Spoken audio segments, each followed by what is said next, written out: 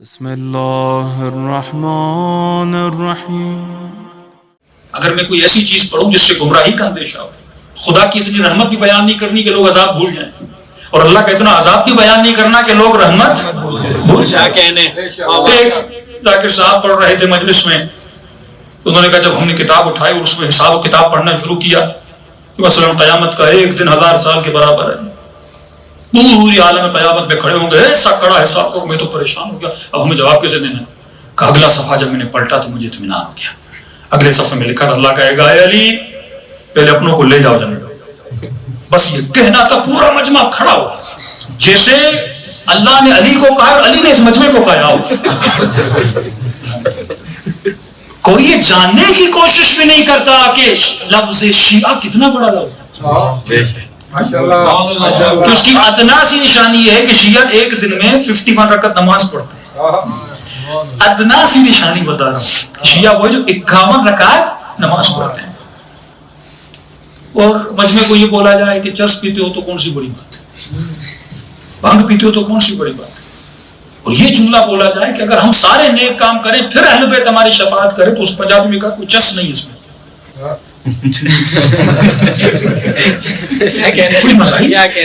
کہ ہم ساری عبادتیں کریں پھر اہل بیت میں جنت میں لے جائیں تو پھر تو کوئی فائدہ ہی نہیں ہے۔ بھائی جنت کے مراتب ہیں، وہ تجھے وہاں لے جائیں گے جہاں تو نے تصور نہیں کیا۔ جنت کے بھی مراتب ہیں، وہاں بھی معرفت کے مراتب ہیں۔ معرفت صرف دنیا تک محدود نہیں ہے، آخرت قیامت یہ درجات بلند ہوتے ہیں۔ کہہ رہا نہیں مولا چرسی کو لے جائیں گے تو مزہ آئے گا نا، کسی شرابی کو لے جائیں گے تو مزہ آئے گا۔ یعنی مجمع کو صرف خوش کرنا، فرامین اہل بیت سے دور کرنا، توہین اہل بیت کرنا، غلط عقائد کو پھیلانا، یہ کیوں ہو رہا ہے؟ کیونکہ دیکھیے کسی بھی دنیا خائف ہے لبنان کی شیعوں سے، ایران کی شیعوں سے، کیونکہ انہوں نے ایک شیعت کا چہرہ دیکھ لیا کہ یہ جب اپنے ردھم میں آتے ہیں، جب حقیقی فرامین اہل بیت پہ عمل کرتے ہیں تو ان کے پاس اتنا پاور ہے، یہ دنیا کی سب سے بڑی طاقت سے لڑنے کی قابلیت رکھتے ہیں۔ 8 سال جنگ کوئی ملک کرے جس کے پاس کچھ بھی نہ ہو، ایک ماں اپنے 5 بچے قربان کرتے ہیں۔ ڈاکٹر اسرار کے جملے ہیں نا کہ جب میں نے ایران کی یہ ویڈیو دیکھی کہ ایک ماں اپنے دودھ پیتے بچے کو سینے سے لگا کے ٹینکوں کے سامنے آ گئی، میں سمجھ گیا کہ اس ماں نے علی اصغر کو سمجھ لیا ہے۔ یہ کردار زینبی ہے۔ ایک خاتون مجلس میں بیٹھ کے یا زینب کرتی رہے لیکن سر پہ دوپٹہ نہ ہو، بچے کو وہ تربیت نہ دے کہ جناب رباب شب عاشور ہو رہی تھی، امام حسین نے فرمایا رباب تو کیوں رو رہی ہو؟ فرمایا مولا کل اکبر کی ماں اکبر کو قربان کرے گی، قاسم کی ماں قاسم کو قربان کرے گی، میرا بیٹا چھوٹا ہے، تلوار اٹھانے کی صلاحیت نہیں ہے، مولا میں بھی خواہش رکھتی ہوں میرا بیٹا قربان ہو۔ امام نے فرمایا رباب تم گھبرانا نہیں، کل میں تیرے اصغر کو اپنے اکبر سے بڑھا دوں گا۔ یہ جذبہ حسینی ہے، ظلم کا مقابلہ کرنا، یہ جذبہ امام حسین ہے، کردار سازی کرنا۔ تم کون سا چہرہ شیعت کا پیش کرنا چاہتے ہو کہ جو بھی کرو؟ کیا یہ توہین امیر المومنین نہیں ہے کہ چرسی کو بولا جنت میں لے جائیں گے؟ یہ شیعہ تم پالنا چاہتے ہو، یا تم حبیب ابن مظاہر جیسے شیعہ بنانا چاہتے ہو، یا تم محسن تمار جیسے شیعہ بنانا چاہتے ہو؟ اب شیعہ ہے کیا؟ شیعہ کہتے کسے ہیں؟ ذرا ہم کلام معصوم میں بھی جائیں، زیادہ وقت نہیں، میں آپ کو صرف 12 صفات جو امام جعفر صادق علیہ الصلوۃ والسلام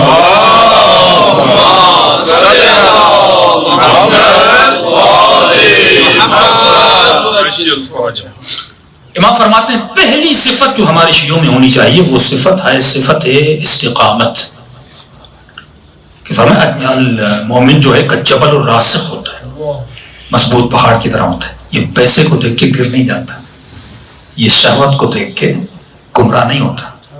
اس کے وجود میں کیا ہوتی ہے؟ استقامت ہوتی ہے۔ فرماتے لو ان شیعتنا استقاموا لصامحتهم الملائکہ، اگر ہمارے شیعہ استقامت سے اپنے دین پر، اپنے ایمان پر، اپنے کردار پہ کھڑے رہیں تو یہ قابلیت ہے کہ یہ ملائکہ کے ساتھ مصافحہ کریں، یہ ملائکہ سے مل سکے، یہ استقامت ہے تمہیں۔ اگر علی ابن ابی طالب ہم کلام ہے ملائکوں کے ساتھ تو بھی اگر فضا جیسا بن جائے تو بھی اگر سلمان جیسا بن جائے. یہ آنکھیں سنیما اور فلموں کو دیکھنے کے لیے نہیں ہیں, یہ آنکھیں ملائکوں کے دیدار کے لیے ہیں. یہ آنکھیں امام زمانہ کے دیدار کے لیے ہیں. تیزی تیزی سے دوسری صفت فرماتے ہیں, شیعہ اپنے نفس کی عظمت کو بچاتا ہے اور ذلت سے ہوتا ہے. اس پر واجب ہے, عزت نفس پہ کبھی سودا نہیں کرتا. کیسے عزت نفس پامال ہوتی ہے کہ آدمی شرابی عزت نفس رہے گی؟ چرسی کی کوئی عزت نفس ہوتی ہے؟ موالی کی کوئی عزت نفس ہوتی ہے؟ گنہگار کی کوئی عزت نفس ہوتی ہے؟ فرمایا اگر تم عزت نفس کو بقا رکھو, سخت مطلب فرماتے ہمارے شیعہ لا یحرون حریر القلب ولا یطمعون الطمع الغراب. ہمارے شیعہ کتوں کی طرح بھونکتے نہیں ہیں. ہمارے شیعہ کتوں کی طرح بھونکتے نہیں ہیں, سکوت اختیار کرتے ہیں. ولا یطمعون الطمع الغراب, اور کووں کی طرح طمع نہیں ہوتا ان کے وجود, مال کا طمع, دنیا کا طمع. اور فرمایا کہ دشمن سے اور دشمن کی سازشوں سے بچے رہنا, کہیں وہ تمہیں طمع دے کے تمہارے دین کو خرید نہ لے. تیسری صفت ہمارے شیعوں میں زہد ہوتا ہے, سادہ زیست ہوتا ہے. ان کی زندگی زاہدانہ ہوتی ہے اور سادہ زندگی گزارتے ہیں. یہ زرق اور برق کی طرف نہیں ہوتے, دنیا کے زرق اور برق کے پیچھے نہیں جاتے. عجیب جملہ فرمایا, ان احببت ان تجاور الجلیل فی دارہ, اگر پسند کرتے ہو کہ جنت میں اللہ کے ہمسائے بنو. جلیل خدا کو کہتے ہیں. جنت خانہ خدا ہے, جنت ہمسائیگی پروردگار عالم ہے. اور تسکن فردوس فی جوارہ, اگر چاہتے ہو کہ جنت میں جلیل کے ہمسائے بنو اور جنت میں ایک فردوس کو تمہارا گھر ہو, تو امام فرماتے کہ اے لوگوں کبھی بھی طمع دنیا کو حاصل نہ کیا کرو, زہد اختیار کرو. چوتھی چیز فرماتے ہیں کہ ہمارے شیعہ اپنی بھی اصلاح کرتے ہیں اور اپنے اطراف میں فیملی ہے, مومنین ہے, ان کی بھی کیا کرتے ہیں, اصلاح کرتے ہیں. یہ نہیں کہ اگر وہ خود نمازی بن گیا کسی کو نمازی نہ بنائے. بیٹے کو نمازی بناتا ہے, بھائی کو نمازی بناتا ہے, بہن کو نمازی بناتا ہے, پورے معاشرے کو متقی بناتا ہے, یہاں تک کہ جب معاشرے میں چلتا ہے تو مظہر تقوی بن جاتا ہے. کسی نے سوال کیا کہ چوتھے امام نے اتنی تبلیغ نہیں کی. مولا کے تبلیغی فرامین ہمیں نظر نہیں آتے کہ اس گندے فاسد فاسق معاشرے میں ایک متقی کا ہونا یہ سب سے بڑی تبلیغ ہے. کہ آپ کے محلے میں کوئی نماز نہیں پڑھتا, لیکن وہاں پہ آپ کسی کو یہ مت کہیں نماز پڑھو, صرف آپ اپنے گھر سے نکلے مسجد کی طرف جائیں, صرف لوگوں میں یہ پتا ہو کہ فلاں صاحب کیا ہے, نمازی ہے. یہ سب سے بڑی تبلیغ ہے. فرمایا لا تقل فی المذنبین. دوسرا, کبھی بھی جو گنہگار ہیں ان کی زیادہ تنقید نہ کیا کرو, مطلب ان کو ٹوکا نہ کرو. گنہگاروں کی اصلاح اخلاق سے کیا کر. ان کے جو گناہ ہیں ان کے منہ پہ نہ بولا کر. مثلا ایک شخص زانی ہے, اب اسے زانی ادھر آ جاؤ, اے شراب ادھر آ جاؤ, سختی سے منع کیا. کبھی بھی ایسے نہ کیا کرو. امام کا ایک چاہنے والا ہے, نام تھا اس کا سخرانی, منصور کا زمانہ ہے. امام جانتے تھے کہ گنہگار ہے, محبت رکھتا تھا اہل بیت کا چاہنے والا, لیکن شراب کے گناہ میں مختلف بیماری مختلف. امام نے کبھی اسے ڈانٹا نہیں. فرماتے امام کو پتا چلا کہ منصور نے جو ماہانہ غریبوں کو ملتا ہے ایک معاوضہ, اس نے وہ بند کر دیا ہے. تو امام منصور کے پاس گئے, اس سے وہ معاوضہ دیا. آنے کے بعد اس شخص کا نام سخرانی کو آ کر وہ معاوضہ دیا کہ میں نے سنا تھا کہ تمہارے پیسے بند ہو گئے ہیں, یہ پیسے میں تجھے دینے آیا ہوں. پھر امام اسے فرماتے ہیں کہ اچھا کام کوئی بھی کرے تو اچھا ہے, اچھا کام کوئی بھی کرے تو اچھا ہے, لیکن میرا چاہنے والا کرے تو بہت اچھا ہے. یا ویسے کہوں کہ نماز کوئی بھی پڑھے اچھا عمل ہے, لیکن جب علی والا پڑھتا ہے تو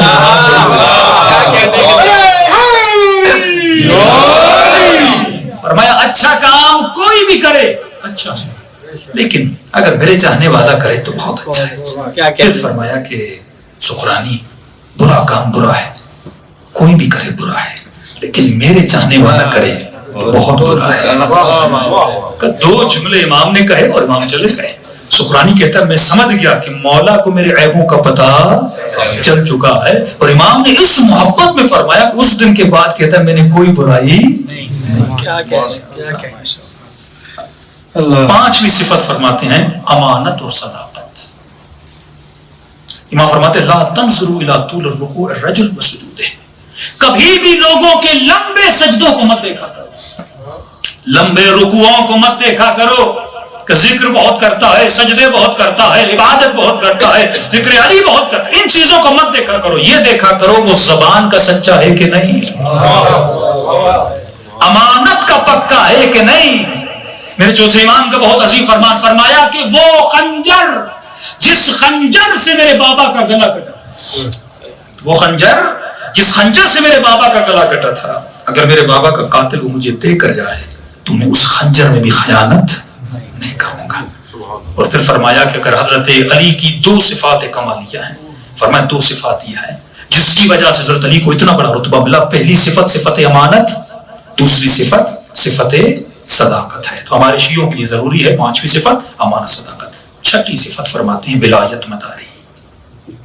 ہمارے شیعہ ولایت مدار ہوتے ہیں، یعنی ان کی زندگی ولایت کے حول میں، اطراف میں، ان کا لمحہ لمحہ ولایت میں گزرتا رہتا ہے۔ اب فرمایا رحم اللہ شیعتنا، اللہ رحمت کرے ہمارے شیعوں پر، خلقوا من فاضل طینتنا، جن کو اللہ نے ہماری بچی ہوئی مٹی سے بنایا، وعجنوا بماء محبتنا، اور جن کو ہماری محبت کے پانی سے گوندا گیا، یحزنون لحزننا، غمگین ہوتے ہیں ان چیزوں میں جن میں ہم غمگین ہوتے ہیں، خوش ہوتے ہیں ان چیزوں میں جن میں ہم خوش ہوتے ہیں۔ اب میرا سوال یہ ہے کہ امام چرس پینے سے خوش ہوتے ہیں یا غمگین ہوتے ہیں؟ شراب پینے سے خوش ہوتے ہیں یا غمگین ہوتے ہیں؟ جھوٹ بولنے سے خوش ہوتے ہیں یا غمگین ہوتے ہیں؟ گالی دینے سے خوش ہوتے ہیں یا غمگین ہوتے ہیں؟ تو فرمایا وہ کبھی بھی ایسا کام نہیں کرتے جس سے ہماری کیا ہو، دل آزاری ہو۔ عبداللہ ابن یعفور کو فرمایا واللہ لو خلقت الرمان، عبداللہ ابن یعفور امام کا بہت پیارا صحابی ہے، اس کا ایمان چیک قریب، کہتا ہے مولا خدا کی قسم لو فلقت الرمان، اگر آپ ایک انار کے 2 حصے کر دیں بنصفین، فقلت ھذا حرام وھذا حلال، اگر آپ ایک انار کے 2 ٹکڑے کریں اور مجھے کہیں کہ آدھا حلال ہے آدھا حرام ہے، مولا جو آپ کہیں گے وہ آدھا کھاؤں گا اور جو حرام ہے اسے میں پھینک دوں گا۔ کیا کہنے، یہ ایمان ہوتا ہے۔ معصوم فرماتے ہیں کہ فقال معصوم رحمک اللہ، خدا تم پر کیا کرے، رحمت نازل کرے۔ 8ویں صفت امام فرماتے ہیں کہ ہمارے شیعہ شہرت گریز ہوتے ہیں، یہ شہرت پانے کے لیے ہر کام نہیں کرتے، ہر قیمت میں مشہور ہونا نہیں چاہتے۔ فرماتے ہیں کہ اللہ ہر چیز کو قبول کرتا ہے، کل البر مقبول، ہر عمل خدا کے نزدیک مقبول ہے، لیکن اگر کسی بھی عمل میں ریاکاری آ جاتی ہے تو خدا اس عمل کو کیا کر دیتا ہے، تباہ کر دیتا ہے۔ تو جو بھی کرو اللہ کی رضا کے لیے کرو، عوام کی رضا کے لیے نہ کرو۔ 9ویں صفت فرماتے ہیں کہ شیعہ اپنے خاندان کا، اپنے رشتہ داروں کا خیال رکھتے ہیں، اور جو ان کے ہم کلام ہیں، مثلا جس کا کلمہ لا الہ الا اللہ ہے، محمد رسول اللہ ہے، ضرور نہیں ولی اللہ پڑھتا ہو کہ نہیں پڑھتا، اگر مسلمان بھی ہے، جو دین میں ان کے ساتھ ایک ساتھ ہیں، فرقے الگ الگ ہیں لیکن دین اسلام ایک ہے، ان کے ساتھ اچھی رفتار، اچھا برتاؤ کرتے ہیں۔ 10ویں صفت فرماتے ہیں شیعہ با ادب ہوتے ہیں، شیعہ با اخلاق ہوتے ہیں۔ بلغ معاشر شیعتنا، پیغام پہنچا دو میرے شیعوں تک، وقل لهم فواللہ، اور ان کو بتا دو کہ امام قسم کھا رہے ہیں، فواللہ مجھے خدا کی قسم ہے، لا تنال ولایتنا الا بالورع والاجتہاد، کسی کو بھی ہماری ولایت نہیں مل سکتی اگر اس میں ورع اور تقوی نہ ہو۔ امام صادق قسم کھا کے کہہ رہے ہیں کہ کسی کو ولایت نصیب نہیں ہو سکتی اگر اس کے وجود میں تقوی نہیں ہے، اگر اس کے وجود میں زہد نہیں ہے، اگر اس کے وجود میں گناہ سے دور ہونے کی کوشش نہیں ہے۔ یہ بتاؤ، جو جھوٹ بولے، جو گناہ کرے، جو شراب پیے، جو مجرے کروائے، جو ان محفلوں میں جائے، کیا اس کو ولایت اہل بیت نصیب ہو سکتی ہے؟ فرماتے خدا کی قسم اس سے ولایت اہل بیت نصیب نہیں ہو سکتی۔ 11ویں اور آخری صفت فرماتے ہیں ہمارے شیعہ گناہ کی مجالس سے دوری اختیار کرتے ہیں۔ لا ينبغي للمؤمن ان يجلس مجلسا يعصي اللہ، مومن کو اجازت نہیں ہے ایسی مجلس میں بیٹھے جس میں اللہ کی توہین اور اللہ کی مخالفت کی جاتی ہے۔ اور اگر کسی مجلس میں خدا کی توہین ہو اور یہ کہا جائے کہ ہمارے 14 رب ہیں، یہ بھی معصوم کی حدیث ہے کہ امام کے پاس ایک شخص آیا، رجال کشی کی حدیث ہے کہ ایک شخص آیا اور امام نے کہا میں نے سنا ہے کہ تم ہمیں رب کہتے ہو، امام نے فرمایا جو ہمیں رب کہتا ہے ہم اس سے نفرت کرتے ہیں. فرمایا ہمارا رب بھی پروردگار عالم ہے, ہم اس کے بندے ہیں, ہم اس کی بندگی کرنے آئے ہیں. اور یہ کہا جائے علی جل جلالہ, ایسے القاب دیے جائیں, یہ معصیت ہے. فرمایا ایسی مجلسوں میں بیٹھنا, ایسی مجلسوں میں جانا کیا ہے؟ شرعاً حرام ہے, جس میں عصیان پروردگار عالم ہوتا ہے.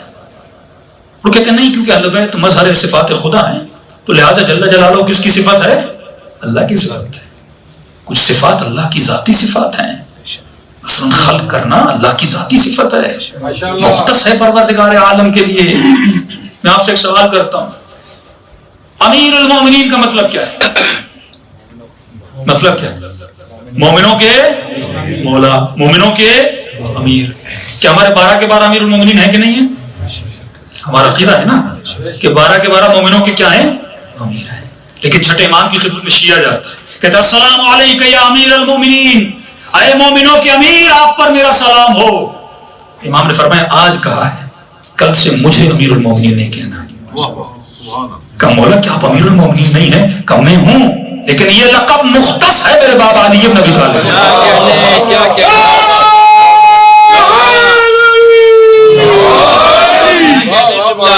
کچھ القاب اللہ کے لیے مختص ہیں, کچھ القاب علی کے لیے مختص ہے, کچھ القاب امام حسین کے لیے مختص ہے. کیونکہ لقب آتا ہے تو تصور آتا ہے. جب میں کہوں صادق آل محمد تو کس کا تصور آتا ہے؟ چھٹے امام.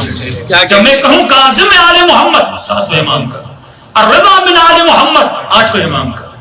تو اسی طرح جب لفظ جل جلالہ ہوتا ہے تصور کس کا آتا ہے؟ اللہ کا آتا ہے. تم جب تصورات میں خلط کرو گے معاشرے کو تباہ و برباد کرو گے. یہاں تک فرمایا جو شرک کرے, معصوم فرماتے وہ نجس ہے, نجس ہے. قرآن میں اتنی سخت آیت, 3 الٹیمیٹم خدا نے قرآن میں دیے. پہلا الٹیمیٹم ہے حبیب اگر تم میری وحی پہنچانے میں غلطی کرو گے تب تجھے سزا دیں گے.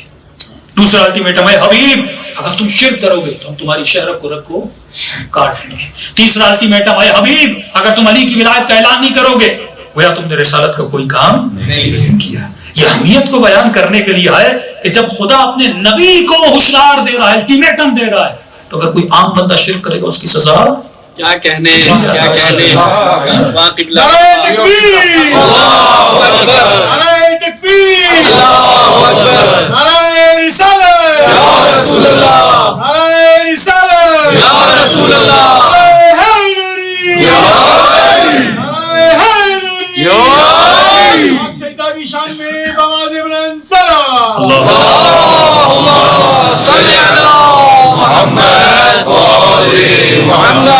گیارہ صفات بیان کی اور 12 بیان نہ کیے جائیں تو عدد کمپلیٹ نہیں ہوتا. کیا کہنے. 12ویں صفت ہے کہ ہمارے شیعہ کثرت سے قرآن کی تلاوت کرتے ہیں, اور شیعہ کو قرآن پڑھنا ہی نہ آئے تو تلاوت کیسے کرے گا؟ قرآن کون تجھے پڑھائے گا؟ عالم پڑھائے گا نا. آج شیعہ کو 10 قصیدے یاد ہیں. پنجاب میں دوڑے بولتے ہیں آپ, ذاکروں کے دوڑے جو ہوتے ہیں وہ یاد ہیں, قرآن پڑھنا نہیں آتا. یہ حکم معصوم ہے کہ کم از کم ایک دن میں 50 آیتیں قرآن کی پڑھا کر. قرآن سے دوری مطلب اہل بیت سے. کیا کہنے. یہ لازم و ملزوم ہے. 2 چیزیں چھوڑ کے جا رہا ہوں, ایک اپنی کتاب, ایک اپنی فطرت تمہارے درمیان چھوڑے جا رہا ہوں. تو فرمایا کم از کم ہمارا چاہنے والا 50 آیتیں قرآن کی پڑھتا ہے. اور انسیت اہل بیت تو دیکھو قرآن سے کتنی ہے کہ سر کٹ جاتا ہے, لیکن پھر بھی نو کے نیزہ پہ حسین قرآن کی تلاوت میں مشغول. بڑے طریقے